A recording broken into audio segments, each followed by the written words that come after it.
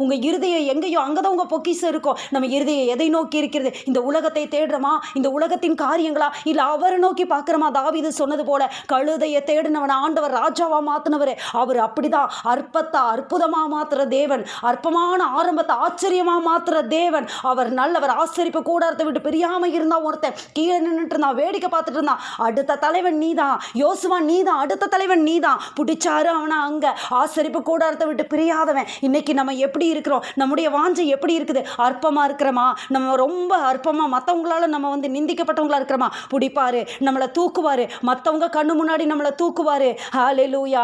இது மற்றவர்களுடைய கண்களுக்கு ஆச்சரியமா இருக்கிறது. இது கர்த்தராலே ஆயிற்று. செருபாபேலே, உன்னுடைய கையில் இருக்கிற தூக்கு நூலை கர்த்தருடைய கண்கள் சந்தோஷமா பார்க்குது. நீதான் நீதான் நீதான் எனக்கு வேணும். அப்படிப்பட்டவனை தான் தூக்குவாரு, அப்படிப்பட்டவனை தான் தூக்குவாரு. சில பேர் மட்டும் வித்தியாசமா இருப்பாங்க, சில பேர் மட்டும் பாருங்க எதுலையுமே இல்லாம வித்தியாசமா இருப்பாங்க. பினகாஸ் எழுந்து நின்று நியாயம் செய்தான். எல்லாரும் அங்கதான் இருந்தாங்க, எல்லாருமே இருந்தாங்க. மூப்பர் இருந்தான், ஆசாரியர் இருந்தான், எல்லாருமே இருந்தான். அவனுக்கு செய்யறதுக்கு அதிகாரம் இருக்குது. ஆனா இவன் மட்டும் வித்தியாசமா இருந்தான். எழுந்தான், போனான், ஈட்டியை எடுத்தான், வேசித்தனம் செய்யற அறைக்குள்ள போய் அப்படியே 2 பேர்த்தையும் ஒன்னா குத்தி போட்டான். வாதை நிறுத்தப்பட்டது, வாதை நிறுத்தப்பட்டது. பினகாஸ் எழுந்து நின்று நியாயம் செய்தான். அப்படி ஒரு வைராக்கியம். எல்லாரும் ஒரு மாதிரி இருக்கும்போது நம்ம மட்டும் வேற மாதிரி. அங்க எலியா ஒரு மாதிரி இருந்தான். எல்லாரும் அமைதியா இருந்தாங்க. கூட்டு எல்லாரையும், எத்தனை நாளைக்கு நீ இப்படியே இருப்ப? குந்தி நடந்துட்டு இருப்பியா?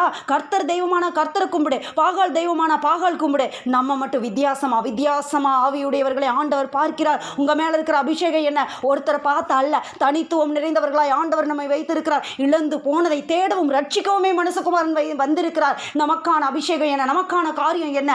அங்கே கர்மேல் பர்வதத்திலே 400 பாகாலின் தீர்க்கதரிசிகளை வெட்டி கொன்ற எலியா என்னை கேட்டலும் என்று சொன்னபோது அங்கே அக்கினி இறங்கினது. ஹல்லேலூயா. இன்றைக்கு அக்கினி இறங்கும். நம்ம குடும்பத்தில் ஆண்டவர் நம்மை வைத்திருக்கிறார், நம்மை அவர் பார்க்கிறார். விசேஷமான அபிஷேகம் நம்ம மேல என்ன காரியம் இருக்குது? ஆசரிப்பு கூடாரத்தை விட்டு, அந்த தேவ ஆலயத்தை விட்டு, அவர் மேல அவர் தேடுறதை விட்டு வேற எங்கேயாவது போறோமா? கண்ணு வேற எங்கேயாவது போகுதா? பொருட்கள் மேல கண்ணு போச்சுன்னா போச்சையோ அபிஷேகம். அப்பா பாடுறாரு, நம்முடைய காரியங்கள் எப்படி இருக்குது? நம்ம தேடுதல் எதுவாக இருக்கிறது? ஆண்டவர் பார்க்கிறாரு, கர்த்தருடைய கண்கள் பார்க்குது. நம்முடைய தேடுதல் என்ன? நம்முடைய காரியங்கள் என்ன? நம்ம சொல்ல முடியுமா?